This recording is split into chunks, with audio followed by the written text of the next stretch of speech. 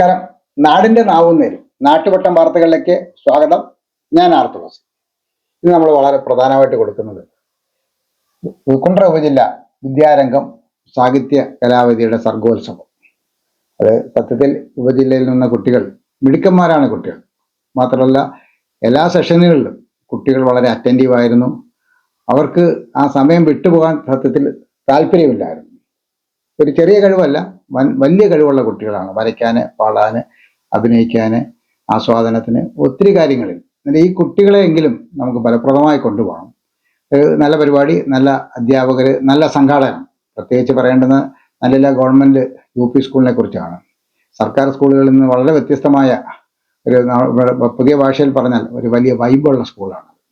ആ സ്കൂളിന്റെ കവാടം മുതൽ അകത്തേക്ക് കയറുമ്പോൾ ഉണ്ടാകുന്ന ഒരു നന്മ, കുട്ടികളുടെ ഒരു അച്ചടക്കം, പെരുമാറ്റം, അധ്യാപകരുടെ ഒരു കോർഡിനേഷൻ ഒക്കെ ഇടയ്ക്ക് ആ സ്കൂൾ ഒന്ന് കാലിടറിയെങ്കിലും വീണ്ടും അത് ഉന്നതിയിലേക്ക്, ഉയരത്തിലേക്ക് വരുന്നു. നല്ല കാര്യം. നമുക്ക് കലോത്സവ വിശേഷങ്ങളിലേക്ക് പോകാം. ഇന്നത്തെ സ്വർണ്ണവില ഗ്രാമിന് 7225 രൂപ, പവന് 57,800 രൂപ. ഇന്നത്തെ സ്വർണ്ണവില നിങ്ങൾക്കായി സമർപ്പിക്കുന്നത് Chinnu's fashion jewellers, hospital junction, Kundara.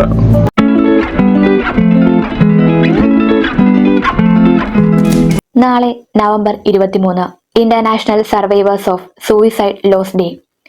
ആത്മഹത്യയെ അതിജീവിച്ചവരുടെ അന്തർദേശീയ ദിനമാണ്. 20 മാസം നീണ്ടുനിന്ന വൈക്കം സത്യാഗ്രഹം അവസാനിച്ച ദിവസം 1925 ഇത്. ഭാരതീയ സസ്യശാസ്ത്രജ്ഞൻ ജഗദീഷ് ചന്ദ്രബോസ് ചരമദിനം. ആകാശവാണിയും ദൂരദർശനും ചേർന്ന് പ്രസാർ ഭാരതി രൂപം കൊണ്ടു. 1997 ഇത്. നവംബറിൽ ആത്മഹത്യയെ അതിജീവിച്ചവരുടെ അന്തർദേശീയ ദിനം ആചരിക്കുന്നു.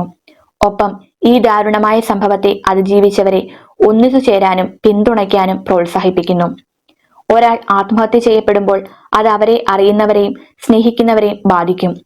അത്തരം ആളുകൾക്ക് ദുഃഖവും ആഘാതവും കൈകാര്യം ചെയ്യാൻ പ്രത്യേകിച്ച് ബുദ്ധിമുട്ടായിരിക്കും. ആത്മഹത്യയെ അതിജീവിച്ചവർക്ക് പിന്തുണയും സ്നേഹവും പ്രകടിപ്പിക്കാനുള്ളതാണ് ഈ ദിനം. കാലാകാലങ്ങളിൽ ആത്മഹത്യയെ വ്യത്യസ്തമായി വീക്ഷിച്ചു. സമൂഹത്തിന്റെ സ്ഥാനം, മതം എന്നിവയെ ആശ്രയിച്ച് ഇത് അപലപിക്കുകയും ക്ഷമിക്കുകയും ചെയ്യുന്നു. ഇസ്ലാമും യഹൂദമതവും ക്രിസ്തുമതവും ഇതിനെതിരാണ്. പുരാതന ഗ്രീസിൽ കുറ്റകൃത്യങ്ങൾക്ക് ശിക്ഷിക്കപ്പെട്ട ആളുകൾക്ക് സ്വന്തം ജീവൻ എടുക്കാൻ അനുവാദം നൽകിയിരുന്നു. അതൊരു സ്വാഭാവിക അടിസ്ഥാനത്തിൽ ആത്മഹത്യയെ സ്വീകാര്യമാക്കുന്നു. റോമിൽ അവരുടെ സാമ്രാജ്യത്തിന്റെ അവസാനത്തോടടുക്കുമ്പോൾ തത്വങ്ങൾ മാറി. പാശ്ചാത്യ സമൂഹം മധ്യകാലഘട്ടത്തിലെ ആത്മഹത്യാ നിരക്ക് കുറയ്ക്കുന്നതിന് കാനോൺ നിയമവും പിന്നീട് ക്രിമിനൽ നിയമവും ഉപയോഗിച്ചു. ആത്മഹത്യാ നിരക്ക് അതേപടി നിലനിന്നിരുന്നതിനാൽ സമൂഹത്തിൽ അത് ചെലുത്തിയ സ്വാധീനം വളരെ കുറവായിരുന്നു. 1789 ഫ്രഞ്ച് വിപ്ലവത്തിന് ശേഷം ആത്മഹത്യാ ശ്രമത്തിനുള്ള ക്രിമിനൽ ശിക്ഷകൾ യൂറോപ്യൻ രാജ്യങ്ങൾക്ക് നിർത്തലാക്കി. എന്നാൽ ഇംഗ്ലണ്ടിന് അവരോടൊപ്പം ചേരാൻ 1961 വരെ സമയമെടുത്തു. 1950 മുതൽ 1980 വരെ യുണൈറ്റഡ് സ്റ്റേറ്റ്സിലെ മുതിർന്നവരുടെ ആത്മഹത്യാ നിരക്കിൽ കാര്യമായ മാറ്റമുണ്ടായില്ലെങ്കിലും യുവാക്കൾക്കിടയിലെ ആത്മഹത്യാ നിരക്ക് ഗണ്യമായി വർദ്ധിച്ചു. 15നും 19നും ഇടയിൽ പ്രായമുള്ള വെളുത്ത പുരുഷന്മാരാണ് ഏറ്റവും കൂടുതൽ ബാധിച്ചത്. ഇത് 35% വർദ്ധിച്ചു. 20 മുതൽ 24 വരെ പ്രായമുള്ള വെളുത്ത പുരുഷന്മാരിൽ നിന്ന് ഇത് 19%. മയക്കുമരുന്ന്, മദ്യം, മാനസിക രോഗങ്ങൾ, ആത്മഹത്യാ ക്ലസ്റ്ററുകൾ, തോക്കുകളുടെ ലഭ്യത എന്നിവ സമൂഹത്തെ ബാധിച്ചതിന്റെ പങ്ക് മാനസാരോഗ്യ ഉദ്യോഗസ്ഥർ വിലയിരുത്തി. 1999 US സെനറ്റർ ഹാരി റീഡ് ഒരു പ്രമേയം അവതരിപ്പിച്ചു. അത് ആത്മഹത്യാ നഷ്ടത്തെ അതിജീവിക്കുന്ന അന്താരാഷ്ട്ര ദിനം സൃഷ്ടിക്കുന്നതിലേക്ക് നയിച്ചു. 1972 റീഡിന് തന്റെ പിതാവ് ആത്മഹത്യ ചെയ്തു. കാരണം അദ്ദേഹത്തിന്റെ ഹൃദയത്തോട് ചേർന്നിരുന്നു.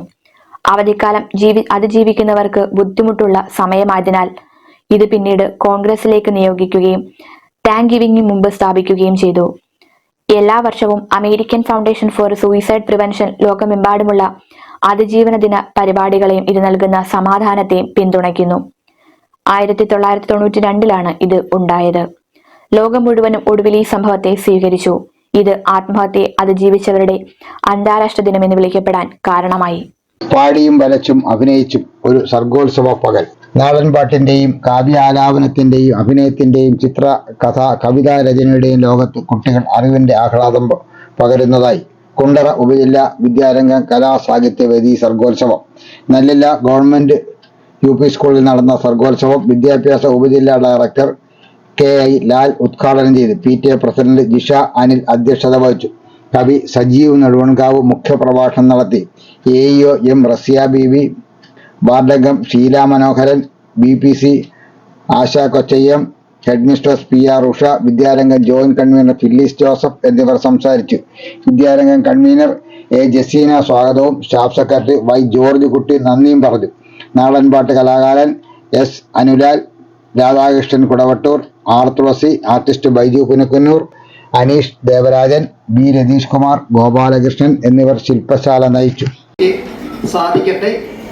മറ്റ് സബ്ജക്റ്റുകളേക്കാൾ മുന്നിൽ വിദ്യാരംഗം കലാസാഹിത്യ വേദിയിലൂടെ മലയാളത്തെ സ്നേഹിക്കുന്ന കുറേ ചുണക്കുട്ടന്മാരെയും ചുണക്കുട്ടികളെയും കുണ്ട്ര സബ്ജക്റ്റിലേക്ക് സമർപ്പിക്കുവാൻ ഈ വിദ്യാരംഗം സർഗവേദിക്ക് സാധിക്കട്ടെ എന്ന് ആശംസിക്കുന്നു. പൂച്ചയെന്ന് വിളിച്ചാൽ പൂച്ചയുടെ ശബ്ദത്തിൽ 2 തവണ കരയണം. പറ്റുമോ? ഞാവും ഞാവും അല്ലേ?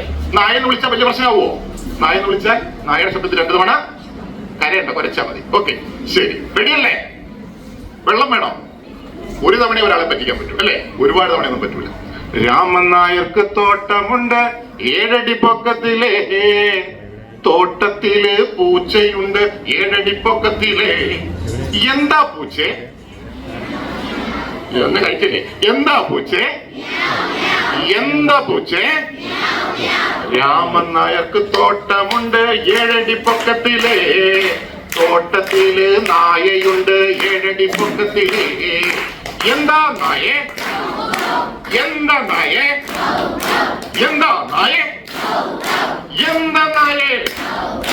രാമൻ നായർക്ക് തോട്ടമുണ്ട് 7 അടി പൊക്കത്തിലെ, തോട്ടത്തില് കാക്കയുണ്ട് 7 അടി പൊക്കത്തിലെ. എന്താ കാക്കേ?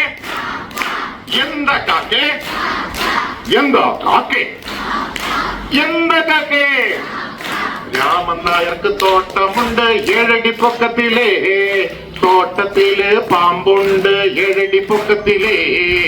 എന്താ പാമ്പേ? സൈക്കിളിന്റെ കാച്ചു പോയല്ലേ? പിന്നെ പാമ്പ് നിങ്ങളുടെ വീട്ടിലെ വാതൊക്കെ ഒന്ന് ശൂശൂന്ന് വിളിച്ചല്ലേ? വാതിലിട്ട് പറഞ്ഞിട്ടല്ലേ? ഓക്കെ.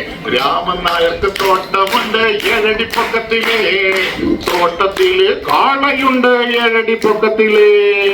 എന്താ കാളെ? അത് പട്ടിക്ക് പറഞ്ഞ കാളയാണ് അല്ലേ? കാളയിറച്ചി തിന്നും. കാളയുടെ സൗണ്ട് അറിഞ്ഞുകൂടാ. അതിന് വയല് വരുമ്പോ പള്ളിപ്പുറത്ത് പോയാലേ കാളെ കാണത്തുള്ളൂ അല്ലേ? കാളയ്ക്കും സൗണ്ട് ഉണ്ട്, പൂച്ചയ്ക്കും സൗണ്ട് ഉണ്ട്, നായ്ക്കും സൗണ്ട് ഉണ്ട്, നമുക്കും സൗണ്ട് ഉണ്ട് അല്ലേ? രാമൻ നായർക്ക് തോട്ടമുണ്ട് 7 അടി പൊക്കത്തിലെ, തോട്ടത്തില് തത്തയുണ്ട് 7 അടി പൊക്കത്തിലെ. എന്താ തത്തേ? ചിലർക്ക് സൗണ്ട് അറിഞ്ഞോളം മനസ്സിലായില്ലേ? അത് മനസ്സിലാക്കാനായി പാടുന്നേ. രാമൻ നായർക്ക് തോട്ടമുണ്ട് 7 അടി പൊക്കത്തിലെ, തോട്ടത്തില് പല്ലിയുണ്ട് 7 അടി പൊക്കത്തിലെ. എന്താ പല്ലി? അങ്ങനെ പല്ലി കളിക്കുമല്ലേ? അതെ, വീട്ടിൽ ചെന്നിട്ട് ആ ചട്ടം നോക്കില്ല, ട്യൂബിന്റെ ചട്ടത്തെ നോക്കിയാൽ അവിടെ പല്ലിയും കുടുംബം പല്ലി ഫാമിലിയായിട്ട് താമസം. നമ്മളൊരു പുതിയ വീട് വെച്ചാൽ നമ്മൾ താമസിക്കുന്നതിന് മുമ്പ് വീട്ടിൽ പാചകം നടത്തുന്ന ആരാ? പല്ലിയ. അറിഞ്ഞൂടെ? ശരി. അപ്പൊ ഇങ്ങനെ ഒന്ന് പാടിയാൽ ഞാൻ ഇന്ന് നാളെ വൈകുന്നേരം ഒന്നും നിർത്താൻ പറ്റൂല. ഒരുപാട് കാഴ്ചകളുണ്ട് ചുറ്റുപാടും കേട്ടോ, ഒരുപാട് ശബ്ദങ്ങളുണ്ട് ചുറ്റുപാടും കേട്ടോ, ഒരുപാട് അനുഭവങ്ങളുണ്ട് ചുറ്റുപാടും കേട്ടോ. എല്ലാം നിരീക്ഷിക്കുന്ന ആളെ നല്ല ഒബ്സർവർ എന്ന് വിളിക്കും കേട്ടോ. നല്ല ഒബ്സർവർ ആരാവും? നല്ല ഒബ്സർവർ ആണെങ്കിൽ നിങ്ങൾക്കൊരു കലാകാരനാവാം. നിങ്ങൾ ഒന്നും കാണുന്നില്ല. രാവിലെ കണ്ണു തുറന്നിട്ട് നിങ്ങൾ രാവിലെ കണ്ണു തുറക്കുന്നില്ല. നിങ്ങൾ രാത്രി കണ്ണടയ്ക്കുമ്പോൾ ഇരുട്ട് മാത്രമേ കണ്ടോണ്ടിരിക്കുന്നേ. രാത്രി നിങ്ങൾ കണ്ണു തുറന്നാൽ ഇരുട്ട് മാത്രമേ കാണൂ. നിങ്ങൾ രാവിലെ എഴുന്നേൽക്കുമ്പോൾ സൂര്യപ്രകാശം വന്നിട്ട് നിങ്ങളുടെ കണ്ടി പോളെ വന്നിട്ട് ഇങ്ങനെ പറയും. എന്താ പറയുന്നത് അറിയുമോ? ഓപ്പൺ ദി ഡോർ എന്നാ പറയുന്നത്. അപ്പോഴും നമ്മൾ കണ്ണടച്ച് വെച്ചിരുന്ന നമുക്ക് ഇരുട്ട് മാത്രമേ കാണാൻ പറ്റൂ. നമ്മൾ പുറത്തേക്ക് നോക്കുമ്പോൾ, നിങ്ങൾ പുറത്തേക്ക് ഇറങ്ങി വരികയാണെങ്കിൽ നിങ്ങളുടെ വീട്ടിന്റെ മുറ്റത്ത് നട്ടിരിക്കുന്ന ഒരു ചെടി, ഏതെങ്കിലും ഒരു ചെടിയിൽ അത് കുറെ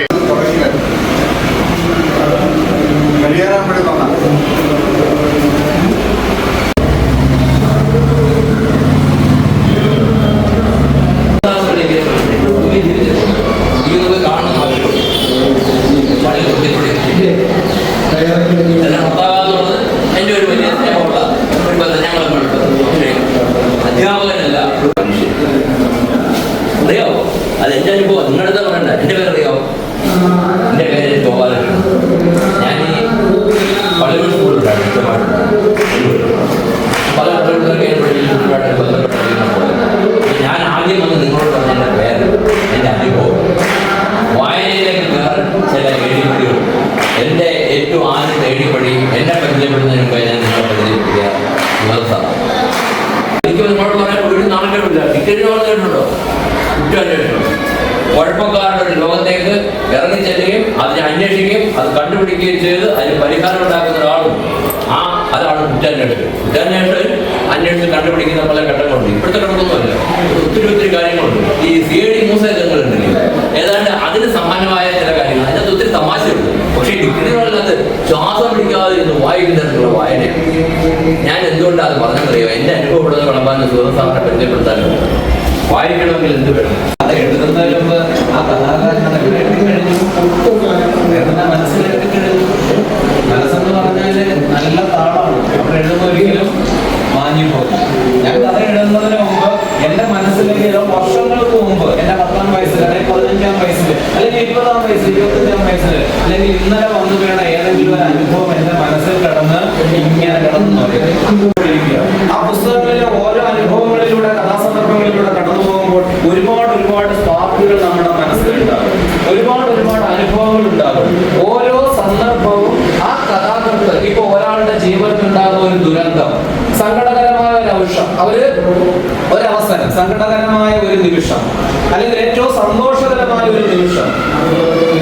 ഒരു കുട്ടിക്ക് അതിന്റെ അമ്മയെ നഷ്ടപ്പെട്ടു. ആ അമ്മയെ നഷ്ടപ്പെട്ടു ഒരുപാട് അലച്ചതിന് ശേഷം ആ കുട്ടിക്ക് അമ്മയെ കാണാൻ പറ്റുന്നു. ആ അമ്മയെ കുട്ടി ഒരുപാട് നാളത്തെ അലച്ചതിന് ശേഷം ആദ്യമായി എവിടെയാണ് എന്നെ അതിലേക്ക് തിരിച്ചുകൊണ്ടത്? ചേട്ടാ, ഞാൻ നിർത്തിയ അവസാന വാക്ക്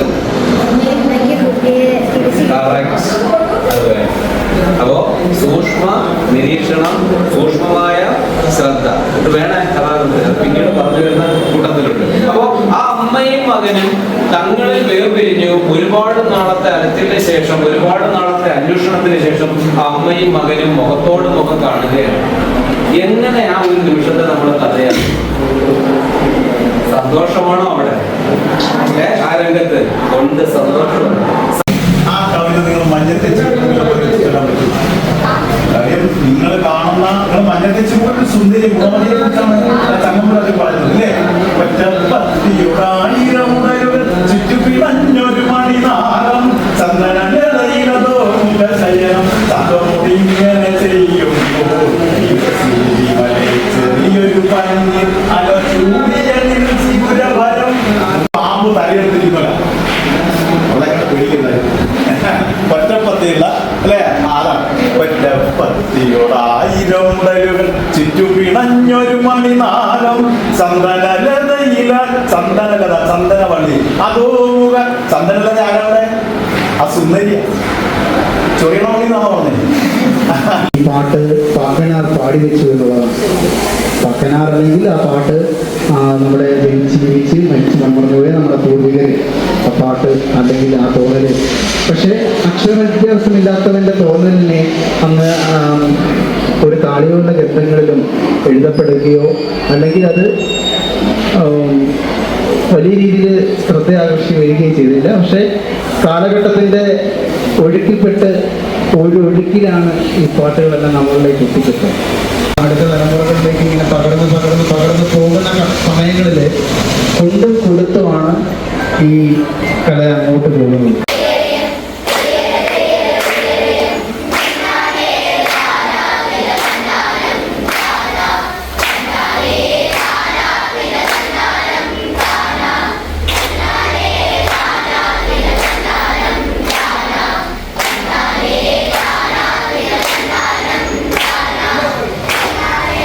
അതായത് ചില കാര്യങ്ങളെ കളഞ്ഞ് അല്ലെങ്കിൽ പാട്ട് അവിടെ എഴുതി വെച്ചാലല്ലോ പാടുന്നു.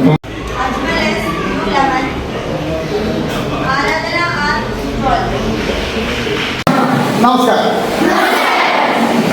മിടുക്കന്മാരും മിടുക്കലും സുന്ദരന്മാരും സുന്ദരികളും അല്ലേ? അഭിനയം പഠിക്കാനാണോ? ഞാനെന്തിനാ നിങ്ങളെ അഭിനയം പഠിപ്പിക്കുന്നത്? നിങ്ങൾക്ക് എന്തായാലും നന്നായിട്ട് അഭിനയിക്കാറുണ്ട്. അറിഞ്ഞൂടെ? എത്രയോ കളറുകൾ അവരുടെ അച്ഛനൊക്കെ പറഞ്ഞിട്ടില്ലേ? നമ്മളെന്തെങ്കിലും കളറുകൾ പറഞ്ഞാൽ ഒന്നും അറിഞ്ഞൂടാ. അങ്ങനെ പറയുന്നില്ലേ? അങ്ങനെ പറഞ്ഞിട്ടില്ലേ? വെള്ളം അടിക്കാതിരിക്കുന്നവരെ കണ്ടിട്ടുണ്ടോ? നിങ്ങളൊക്കെ വെള്ളം അടിക്കുന്നവരാ? ഭാവിയിൽ വെള്ളം അടിക്കൂ? നിങ്ങളെ ആരെങ്കിലും ഞാൻ ഇന്നൊന്നും ജാപത്തിൽ ഞാൻ 150 വയസ്സോടെ ജീവിച്ചിരിക്കും. ഈ കുരുട്ടൊക്കെ വലുതായി വരുമ്പോഴത്തേക്ക് ഈ വെള്ളം പഠിച്ച എവിടെയെങ്കിലും വെച്ച് കണ്ട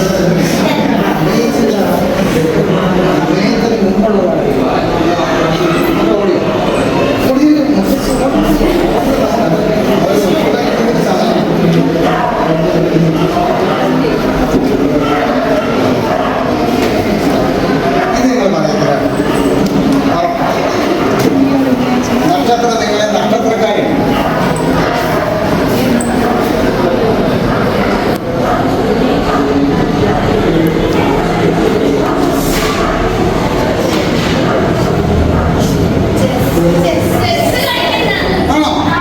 കൈയടിച്ചേ. നമസ്കാരം.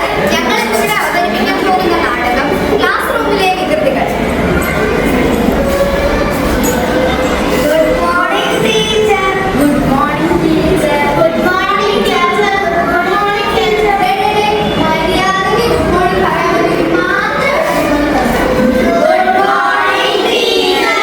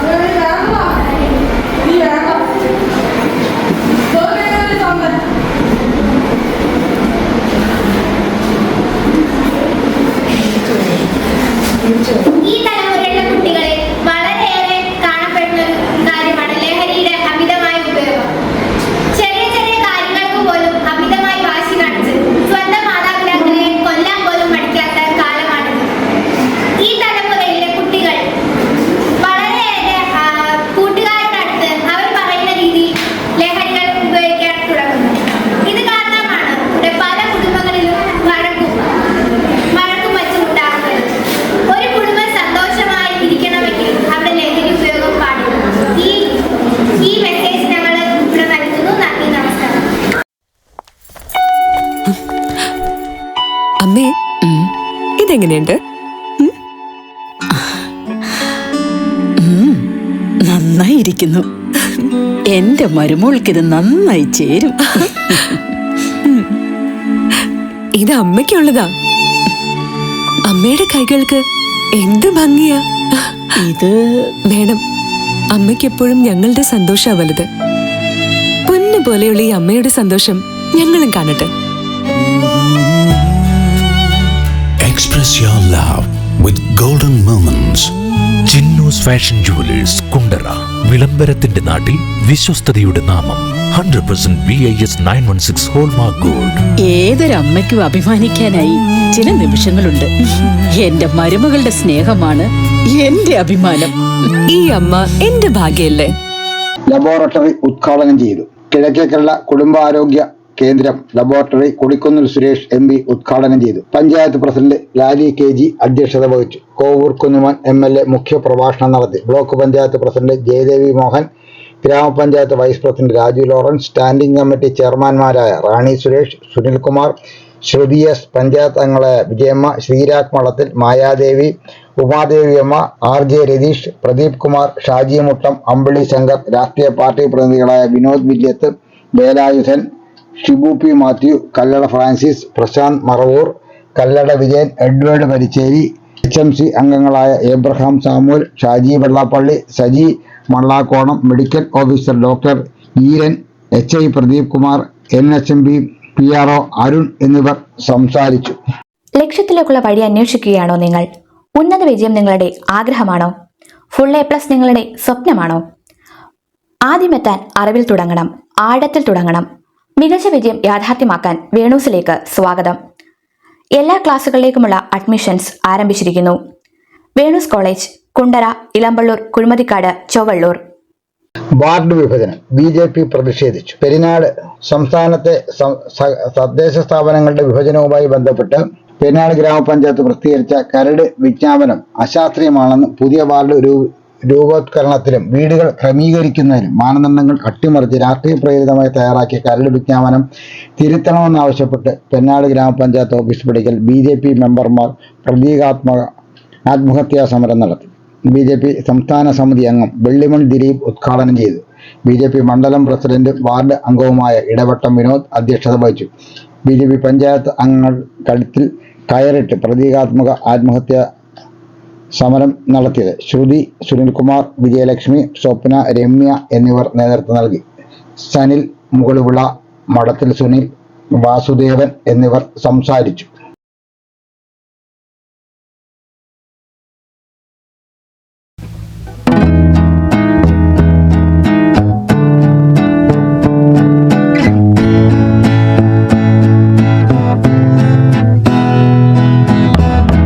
പഴയ തലമുറയിൽ കുറച്ചു പേർക്കെങ്കിലും ചെറിയ തരത്തിലുള്ള വൈദ്യുതി ഷോക്കുകൾ കിട്ടിയിട്ടുള്ളവരായിരിക്കും. ടേപ്പ് പെട്ടിയിൽ നിന്നോ വൈദ്യുതി ഉപകരണങ്ങളിൽ സമീപമുള്ള ഈർപ്പത്തിൽ നിന്നോ ട്യൂബ് ലൈറ്റുകളുടെ സ്റ്റാർട്ടറുകൾ തിരിക്കുമ്പോഴോ അങ്ങനെ കറണ്ടടി കിട്ടിയിട്ടുള്ളവരാണ് പലരും. എന്നാൽ ആധുനിക കാലത്ത് വീടുകളുടെ കറണ്ടടി കുറവാണ്. ഇതിന് കാരണം നന്നായി എർത്ത് ചെയ്യുന്നതും ആധുനിക സർക്യൂട്ട് ബ്രേക്കറുകളുമാണ്. വൈദ്യുതി ഉപകരണങ്ങൾ എർത്ത് ചെയ്താൽ ഷോക്ക് കിട്ടുകയില്ലെന്ന് പറയുന്നത് എന്തുകൊണ്ടായിരിക്കാം? തകരാറുകളൊന്നുമില്ലാത്ത ഒരു വൈദ്യുത ഉപകരണം ശരിയായ വിധത്തിൽ ഉപയോഗിക്കുകയാണെങ്കിൽ ഒരിക്കലും ഷോക്ക് കിട്ടുകയില്ല. ഉപകരണം തൊടുന്നയാൾക്ക് ഷോക്ക് കിട്ടുക എന്നാൽ ഉപകരണത്തിലെ വൈദ്യുതി ഒഴുകുന്ന ഭാഗങ്ങളുമായി ആ ആളിന്റെ ശരീരത്തിലൂടെ ഭൂമിയിലേക്ക് ബന്ധം സ്ഥാപിക്കുന്നത് കൊണ്ടാണ്. ശരീരം ഒരു ചാലക വസ്തു ആയതുകൊണ്ട് അത് വൈദ്യുതി ഒഴുകാനുള്ള പാതയായി തീരുന്നു. ശരീരപേശികൾ വൈദ്യുതി കൊണ്ട് സങ്കോചിക്കുകയും കറണ്ട് കൂടിയാൽ ശരീരം കത്തിക്കരിയുകയും ചെയ്യും. മരണം വരെ പലവിധ അത്യാഹിതങ്ങൾക്കും ഷോക്ക് കാരണമാകുന്നത് അതുകൊണ്ടാണ്. വൈദ്യുത ഉപകരണങ്ങളിലെ സാധാരണഗതിയിൽ വൈദ്യുതി വഹിക്കാത്ത ലോഹഭാഗങ്ങൾ, പ്രത്യേകിച്ച് പുറം ഭാഗങ്ങൾ ആണ് എർത്ത് ചെയ്യുന്നത്. എർത്ത് ചെയ്യുക എന്നാൽ ലോഹഭാഗത്തെ വളരെയധികം രോധം കുറഞ്ഞ ഒരു കമ്പി കൊണ്ട് ഭൂമിയുമായി ബന്ധിപ്പിക്കുക എന്നാണ് അർത്ഥം. ഉപകരണങ്ങളിലെ തകരാറുകൾ കൊണ്ടോ അനധികൃതമായി ഉപകരണങ്ങൾ തുറന്ന് ചില പ്രയോഗങ്ങൾ നടത്തുന്നത് കൊണ്ടോ ചിലപ്പോൾ പുറത്തെ ലോഹഭാഗങ്ങളിലേക്ക് വൈദ്യുതി സമ്മർദ്ദം എത്തിയെന്നിരിക്കും. ഈ ലോഹഭാഗത്തിന് ഭൂമിയുമായി ബന്ധമൊന്നുമില്ലെങ്കിൽ വൈദ്യുതി പുറത്തേക്ക് ഒഴുകുകയില്ല. നാം ഇങ്ങനെ കുഴപ്പത്തിലായ ഒരു ഉപകരണം തൊടുമ്പോൾ ഏതാണ്ട് 500 മുതൽ 1500 വരെ രോധമുള്ള ഒരു വൈദ്യുത പാത തുറക്കുന്നു. അങ്ങനെ നമ്മുടെ ശരീരപേശികളിലൂടെയും ഹൃദയത്തിലൂടെയും ശ്വാസകോശത്തിലൂടെയും എല്ലാം കറണ്ട് പ്രവഹിക്കാൻ ഇടവരുന്നു. നന്നേ ചെറിയ കറണ്ടിന് പോലും നമ്മെ കൊല്ലാൻ കഴിയും എന്നോർക്കുക. നന്നായി എർത്ത് ചെയ്തിട്ടുണ്ടെങ്കിൽ ആ കമ്പിക്ക് സാധാരണയായി 5 ഓമിൽ കുറവ് രോധം മാത്രമേ കാണുകയുള്ളൂ. അപ്പോൾ 240 വോൾട്ട് ലൈനിൽ നിന്ന് 240+5 48 ആംപിയർ കറണ്ട് ഭൂമിയിലേക്ക് ഒഴുകും. ഉപകരണത്തിന്റെയോ വീട്ടിലെയോ ഫ്യൂസ് സാധാരണഗതിയിൽ 5 ആംപിയറോ കൂടിയാൽ 15 ആംപിയറോ ആയിരിക്കും. ഇത്രയും വലിയ കറണ്ട് ഒഴുകുമ്പോൾ അത് താങ്ങാനാവാതെ ഫ്യൂസ് ഉരുകി വൈദ്യുതി ബന്ധം ഉടനെ നിലയ്ക്കുന്നു. അങ്ങനെ അപകടങ്ങൾ ഒഴിവാകുന്നതിനുള്ള ഒരു സ്വയം പ്രവർത്തക സംവിധാനമായി എർത്ത് കമ്പിയും ഫ്യൂസും പ്രവർത്തിക്കുന്നു. എർത്ത് ചെയ്താൽ ഷോക്ക് കിട്ടുകയില്ലെന്ന് പറയുന്നതിന്റെ പൊരുൾ അതാണ്. മുൻകരുതൽ എന്ന നിലയ്ക്ക് ആണിയില്ലാത്ത ചെരുപ്പുകൾ, റബ്ബർ ഷീറ്റുകൾ ഇവയിട്ട് നിന്ന് വേണം ഉപകരണങ്ങൾ പ്രവർത്തിപ്പിക്കാൻ. വെറും കൈകൊണ്ട് ലൈനിൽ ഘടിപ്പിച്ച ഒരു ഉപകരണവും എർത്ത് ചെയ്തതായാലും ഒരിക്കലും തുടരുത്. ബൾബ് മാറുന്നത് പോലും മെയിൻ സ്വിച്ചിന്റെ ഫ്യൂസ് ഊരിവെച്ച ശേഷം സശ്രദ്ധമേ ആകാവൂ.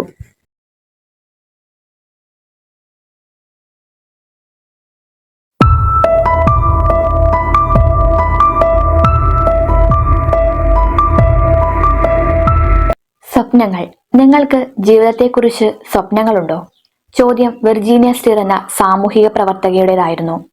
പാവപ്പെട്ടവരിൽ പാവപ്പെട്ടവരായ കുറെ പേരോടായിരുന്നു ചോദ്യം. ജീവിക്കാൻ നിർവാഹമില്ലാതെ അലഞ്ഞ അവർ ഗവൺമെന്റിന്റെ കാരുണ്യം കൊണ്ടാണ് കഴിഞ്ഞിരുന്നത്. അവർക്കിടയിൽ വെളുത്തവരും കറുത്തവരും ഉണ്ടായിരുന്നു. വിദ്യാഭ്യാസമുള്ളവരും ഇല്ലാത്തവരും ഉണ്ടായിരുന്നു. പുരുഷന്മാരും സ്ത്രീകളും ഉണ്ടായിരുന്നു. ചോദ്യം കേട്ട് എന്തു പറയണമെന്നറിയാതെ മിഴിച്ചിരിക്കുമ്പോൾ വിർജീനിയ അവരുടെ കണ്ണുകളിലേക്ക് നോക്കി വീണ്ടും ചോദിച്ചു, ജീവിതത്തെക്കുറിച്ച് നിങ്ങൾക്ക് സ്വപ്നങ്ങളുണ്ടോ? അപ്പോൾ അവരിൽ ഒരാൾ പറഞ്ഞു, സ്വപ്നങ്ങളോ? ഇല്ല, ഞങ്ങൾക്ക് ജീവിതത്തെക്കുറിച്ച് സ്വപ്നങ്ങളൊന്നുമില്ല.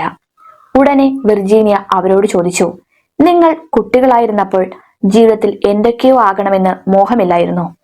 കൗമാരത്തിൽ നിങ്ങൾ മനക്കോട്ടകൾ കെട്ടിയിട്ടില്ലേ? വിർജീനിയയുടെ ചോദ്യങ്ങൾ അത്ര രസിക്കാത്ത മട്ടിൽ ഒരു സ്ത്രീ പറഞ്ഞു, സ്വപ്നങ്ങൾ കൊണ്ട് എന്ത് ചെയ്യാൻ സാധിക്കുമെന്ന് എനിക്കറിയില്ല. എന്റെ പ്രശ്നം എലികളാണ്. എലികൾ മൂലം എന്റെ കുട്ടികൾക്ക് കിടന്നുറങ്ങാനാകുന്നില്ല. അത് വല്ലാത്ത കഷ്ടം തന്നെ, വിർജീനിയ പറഞ്ഞു. എന്നിട്ട് ചോദിച്ചു, ഈ പ്രശ്നത്തിന് എങ്ങനെ പരിഹാരം കണ്ടെത്താൻ കഴിയും? സ്ത്രീ പറഞ്ഞു, എന്റെ വീട്ടിലെ വാതിലിന് വലിയ ദ്വാരമുണ്ട്. അത് നന്നാക്കിയെടുത്താൽ എലി ശല്യം ഇല്ലാതാക്കാം. അപ്പോൾ വിർജീനിയ അക്കൂട്ടത്തിലുള്ളവരോട് ചോദിച്ചു, വാതിൽ നന്നാക്കാൻ അറിയാവുന്നവർ ആരെങ്കിലും ഉണ്ടോ നിങ്ങളുടെ കൂടെ? ഒരാൾ കൈ ഉയർത്തി പറഞ്ഞു, എനിക്കറിയാം. പക്ഷേ എന്റെ നടുവിന് വല്ലാത്ത വേദനയാണ്. അതുകൊണ്ട് വാതിൽ പണിയാൻ സാധിക്കുമോ എന്നറിയില്ല. ഏതായാലും ഒന്ന് ശ്രമിച്ചു നോക്കാമോ? വിർജീനിയ ചോദിച്ചു. അനുകൂലമായിരുന്നു അതിനുള്ള അയാളുടെ മറുപടി. പിന്നെ പല കാര്യങ്ങളും സംസാരിച്ചതിനു ശേഷം അന്ന് ഗ്രൂപ്പ് പിരിഞ്ഞു. അടുത്ത ആഴ്ച വീണ്ടും ഈ ഗ്രൂപ്പിലെ ആളുകൾ ഒത്തുചേർന്നു. അപ്പോൾ വിർജീനിയ ആ സ്ത്രീയോട് ചോദിച്ചു, നിങ്ങളുടെ വാതിൽ നന്നാക്കിയോ? നന്നാക്കി, ആ സ്ത്രീ സന്തോഷപൂർവ്വം പറഞ്ഞു. ഇനിയിപ്പോൾ ഞങ്ങൾക്കും ജീവിതത്തെക്കുറിച്ച് സ്വപ്നങ്ങളാകാം അല്ലേ? പുഞ്ചിരിയോടെ അവർ കൂട്ടിച്ചേർത്തു. വാതിൽ നന്നാക്കാൻ സഹായിച്ച ആളിനോട് വിർജീനിയ ചോദിച്ചു, ഇപ്പോൾ എന്ത് തോന്നുന്നു? അയാൾ ആവേശപൂർവ്വം പറഞ്ഞു, എനിക്കിപ്പോൾ നല്ല ആത്മവിശ്വാസം തോന്നുന്നു. ഇനി മുതൽ പല കാര്യങ്ങളും എനിക്ക് ചെയ്യാൻ സാധിച്ചേക്കും. അന്ന് വീണ്ടും വിർജീനിയ ജീവിതത്തിലെ സ്വപ്നങ്ങളെക്കുറിച്ച് സംസാരിച്ചു. പാവപ്പെട്ടവരാണെങ്കിലും തങ്ങൾക്കും ജീവിതത്തെക്കുറിച്ച് സ്വപ്നങ്ങളാവാം എന്നൊരു ചിന്ത അവലുദിച്ചു. ചർച്ച തുടരുന്നതിനിടയിൽ ആ ഗ്രൂപ്പിലെ ഒരു ചെറുപ്പക്കാര് പറഞ്ഞു, എനിക്ക് കുറെ കൂടി പഠിച്ചാൽ കൊള്ളാമെന്നുണ്ട്. അതിനെന്താണ് തടസ്സം? വിർജീനിയ ചോദിച്ചു. ഞാൻ പഠിക്കാൻ പോയാൽ എന്റെ കുട്ടികളുടെ കാര്യം ആര് നോക്കും? ആ സ്ത്രീ തന്റെ ആശങ്ക പ്രകടിപ്പിച്ചു. ഉടനെ ഗ്രൂപ്പിലുണ്ടായിരുന്ന മറ്റൊരു സ്ത്രീ പറഞ്ഞു, നിങ്ങൾ ക്ലാസ്സിന് പോകുന്ന സമയം ഞാൻ കുട്ടികളെ നോക്കിക്കൊള്ളാം. എങ്കിൽ അങ്ങനെ നമുക്ക് ചെയ്യാം, വിർജീനിയ പറഞ്ഞു. പിന്നീട് വേറെയും പല കാര്യങ്ങൾ അന്ന് ചർച്ച ചെയ്തു. അടുത്ത 10 ആഴ്ചത്തേക്ക് ആഴ്ചതോറും അവർ സമ്മേളിച്ചു. ജീവിതത്തിലെ സ്വപ്നങ്ങളെയും പ്രശ്നങ്ങളെയും കുറിച്ച് ചർച്ച ചെയ്ത് ഉറച്ച തീരുമാനങ്ങൾ എടുത്തു. അത്ഭുതവാഹമായിരുന്നു അതിന്റെ ഫലം. ഗുണം പിടിക്കുകയില്ലെന്ന് സമൂഹം കരുതി അവഗണിച്ചിരുന്ന ഒരു കൂട്ടം ആളുകൾ വളരെ വേഗം ആത്മവിശ്വാസം കൈവരിച്ച് തങ്ങളുടെ ജീവിതത്തെ ശരിയായ പാതയിലൂടെ തിരിച്ചുവിടാൻ തുടങ്ങി. അവരെല്ലാവരും ചുരുങ്ങിയ സമയം കൊണ്ട് ഓരോരോ ജോലികളും കണ്ടെത്തി. ഇത് അമേരിക്കയിലെ ഒരു ചെറിയ പട്ടണത്തിൽ പ്രവർത്തിച്ച വിർജീനിയ എന്ന സാമൂഹ്യ പ്രവർത്തക പറയുന്ന കഥയാണ്. ജീവിതത്തെക്കുറിച്ച് സ്വപ്നങ്ങൾ കാണാൻ എല്ലാവർക്കും അവകാശവും അവസരവും ഉണ്ടെന്ന് വിശ്വസിക്കുന്നയാളാണ് വിർജീനിയ. ഒട്ടേറെ പേരെ അവരുടെ ജീവിതത്തിൽ കൈപിടിച്ചുയർത്തിയ വിർജീനിയ നിരന്തരം ചോദിക്കുന്ന ഒരു ചോദ്യമുണ്ട്. അതിതാണ്, നിങ്ങൾക്ക് ജീവിതത്തെക്കുറിച്ച് സ്വപ്നങ്ങളുണ്ടോ? നാമും ഇടയ്ക്കിടെ സ്വയം ചോദിക്കേണ്ട ചോദ്യമാണിത്. നമ്മുടെ ജീവിതത്തിൽ കാര്യങ്ങൾ സാമാന്യം ഭംഗിയായിട്ടായിരിക്കും പോകുന്നത്. ഉണ്ണുന്നതിനും ഉടുക്കുന്നതിനുമൊക്കെയുള്ള വക നമുക്കുണ്ടായിരിക്കാം. സമൂഹത്തിൽ നിലയും വിലയുമൊക്കെ നമുക്ക് കാണും. എന്നിരുന്നാലും നമ്മുടെ ജീവിതം മെച്ചപ്പെടണമെങ്കിൽ ജീവിതത്തെക്കുറിച്ച് നല്ല സ്വപ്നങ്ങൾ നമുക്കുണ്ടായേ തീരൂ. നമ്മുടെ ജീവിത സ്വപ്നങ്ങൾ നമ്മെക്കുറിച്ച് മാത്രമുള്ളവയാകരുത്. നമ്മുടെ സമൂഹത്തിലുള്ള മറ്റുള്ളവരെ കുറിച്ചും നമുക്ക് സ്വപ്നങ്ങൾ ഉണ്ടാകണം. പ്രത്യേകിച്ചും ജീവിതത്തെക്കുറിച്ച് സ്വയം സ്വപ്നം കാണാനും ഉണർന്നു പ്രവർത്തിക്കാനും കഴിയാത്തവരുടെ കാര്യത്തിൽ. ജീവിതത്തെക്കുറിച്ച് എല്ലാവർക്കും സ്വപ്നം കാണാൻ സാധിക്കും എന്നതാണ് വസ്തുത. ആ വലിയ സ്വപ്നങ്ങളിലേറെയും സാക്ഷാത്കരിക്കാനും സാധിക്കും. എന്നാൽ നമ്മളിൽ പലരും വലിയ സ്വപ്നങ്ങൾ കാണാനേ തയ്യാറല്ല എന്നതാണ് ഖേദകരം. പരാജയഭീതിയോ ആത്മവിശ്വാസക്കുറവോ ജീവിതത്തിൽ വിജയം കൈവരിച്ച അവസരങ്ങളുടെ അഭാവമോ ഒക്കെയാകാം അതിന് കാരണം. നല്ല കുറെ സ്വപ്നങ്ങൾ നമുക്ക് ജീവിതത്തെക്കുറിച്ച് ഉണ്ടാകട്ടെ. അതുപോലെ ജീവിതത്തെക്കുറിച്ച് സ്വപ്നം കാണാനും ഉണർന്നു പ്രവർത്തിക്കാനും മറ്റുള്ളവരെ നമുക്ക് പ്രോത്സാഹിപ്പിക്കാം. അവരുടെ ജീവിത സ്വപ്നങ്ങളുടെ സാക്ഷാത്കാരത്തിന് ആത്മാർത്ഥമായി സഹായിക്കുകയും ചെയ്യാം. നാട്ടോട്ടം വാർത്തകൾ ഇവിടെ സമാപിക്കുമ്പോൾ ലൈല ക്രിയേഷൻസിന്റെ ബാനറിൽ ഞങ്ങൾ പുറത്തിറക്കിയിട്ടുള്ള 11 സിനിമകൾ ഇപ്പോൾ യൂട്യൂബിൽ ലഭ്യമാണ്. 6 മുതൽ നോട്ടം വരെയുള്ള സിനിമകളാണ്. എൻ്റെ സുഹൃത്തുക്കൾ മിക്കവരും അത് കണ്ടിട്ടുണ്ട്. കുറേ അധികം പേർ ഇനി അത് കാണാനുണ്ട്. അങ്ങനെയുള്ള എല്ലാ സിനിമയൊന്ന് കാണുകയും നിങ്ങളുടെ അഭിപ്രായങ്ങൾ യൂട്യൂബിൽ തന്നെ കുറിക്കുകയും വേണം എന്നാണ് ഞങ്ങളുടെ അഭ്യർത്ഥന. ഞങ്ങളുടെ 12ാമത്തെ സിനിമ ഈ മാസം 30 ശനിയാഴ്ച വൈകുന്നേരം 4:30 ആശുപത്രി മുക്കില്ല വേണൂസ് കോളേജിലാണ് അതിൻ്റെ ആദ്യ പ്രദർശനവും യൂട്യൂബ് റിലീസും ബഹുമാന്യനായ PC വിശ്വനാഥ് MLA നിർവഹിക്കുന്നത്. ആ സന്ദർഭത്തിലേക്ക് നിങ്ങളെ ഓരോരുത്തരെയും സ്നേഹത്തോടുകൂടി സ്വാഗതം ചെയ്യുകയാണ്. നിങ്ങൾ എത്തിച്ചേരും എന്ന് പ്രതീക്ഷിക്കുന്നു. ഒരു മാസം ഒരു ഹ്രസ്വചിത്രം എന്ന ലക്ഷ്യത്തോടു കൂടി ഞങ്ങൾ ആരംഭിച്ച ലൈല ക്രിയേഷൻസ് ആരംഭിച്ച യജ്ഞം പൂർത്തീകരണത്തിലേക്ക് എത്തുകയാണ്. അതിന് ഞങ്ങളെ സഹായിച്ച, ഞങ്ങളോട് ചേർന്ന് നിന്ന എണ്ണാവുന്ന കുറച്ച് പേരും ഞങ്ങളെ അല്ലാതെ സഹായിച്ച ധാരാളം പേരുമുണ്ട്. മുഴുവൻ പേരെയും ഈ സമയം സ്നേഹത്തോടെ ആദരവോടെ ഞങ്ങൾ ഓർക്കുകയാണ്. ഡിസംബർ മാസം 29 ഞായറാഴ്ച വൈകുന്നേരം ഒരു മെഗാ ഈവൻ്റോടുകൂടി അത് ആഘോഷിക്കണം എന്നാണ് ഞങ്ങളുടെ ഒരു ആഗ്രഹം. നിങ്ങളുടെ എല്ലാം സഹായവും സഹകരണം തരത്തിലുണ്ടാകണം എന്ന് പ്രതീക്ഷിക്കുന്നു. സിനിമയിൽ അഭിനയിച്ച മുഴുവൻ കഥാപാത്രങ്ങളും അഭിനേതാക്കളും അന്ന് അവിടെ ആ പരിപാടിയിൽ പങ്കെടുക്കും. സാങ്കേതിക വിദഗ്ധർ പങ്കെടുക്കും. ഒപ്പം ഞങ്ങളോടൊപ്പം നിന്ന എല്ലാവരും സുഹൃത്തുക്കളൊക്കെ പങ്കെടുക്കും. നിങ്ങളും നിങ്ങളുടെ കുടുംബത്തോടൊപ്പം അതിൽ പങ്കെടുക്കണം എന്ന് സ്നേഹപൂർവ്വം അഭ്യർത്ഥിക്കുകയാണ്. നിങ്ങൾ എത്തിച്ചേരും എന്ന പ്രതീക്ഷയോടെ നാളെ രാത്രി വീണ്ടും പരസ്പരം നമുക്ക് നമ്മുടെ മൊബൈൽ ഫോണുകളിലൂടെ കാണാം. അതുവരെ നാട്ടുവട്ടം ടീമിന്റെ സ്നേഹം, ആദരം.